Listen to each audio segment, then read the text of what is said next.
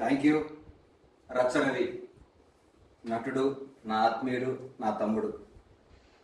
ఈ బుక్ చూస్తుంటే నేను రుణం తీర్చేది ఎట్లా అని. గత చరిత్రలో ఇప్పటి వరకు చరిత్రలో ఎవరైనా అమ్మ గురించి మాట్లాడుకున్నా కానీ మన అమ్మకి జన్మించిన అమ్మ గురించి అమ్మమ్మ గురించి మాట్లాడుకోలేదు. మన అడుగు ఆ ఆలోచన నాకు అద్భుతం. అమ్మమ్మ మన చిన్నప్పుడు మనం కన్నాక మనం నడిపించి మనం సాకి చిన్న పత్తి ఫస్ట్ 3 నెలలు మన కేర్ తీసుకొని అమ్మమ్మ మనవాళ్ళ మీద చూపించే అభిమానం అది వర్ణాతీతం. ఈ బుక్ రాయాలనే ఆలోచన వచ్చిన రవికి నిజంగా నా హృదయపూర్వక ధన్యవాదాలు. రవి, నువ్వు ఇంత చదువుకొని ఇంత మంచి నటుల్లో నీ యాంగిల్ ఉందనైతే నేను అనుకోలేదు రవి.